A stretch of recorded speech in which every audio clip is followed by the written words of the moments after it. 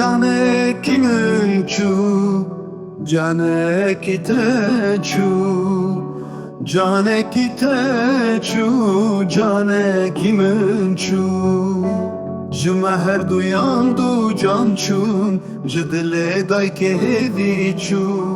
Zarokan xewnên şîrîn çûn, Mirovahî ji destan çû. Em pir bêbextin li vê dinyayê, bi hevra em xurtin lê dijî hevîn. Em ji hevre bûne dijminên giran, em şûrê hevdûne em kujerê hevin. Ji xelkê re em rêberin şivanên, lê em bê zanînin bê hunerin.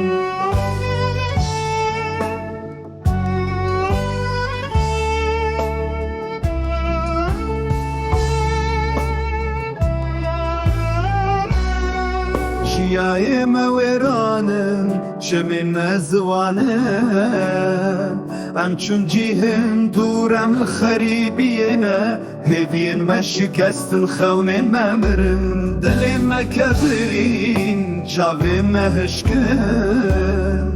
Em bûne dilên hesûdî û kînê, evîn ji me dûr ket, şahî ji me çû. Em bêstarin, em bêwarin, wek çûkên birîndar em lerdêne. Nalîna dayikan, giriye zarokan, deng vedi dil çiyayên me, li geliyên me. Ah çi bû ji me, çi hat serê me, em ji hevre bûne celad û xwîn xwar.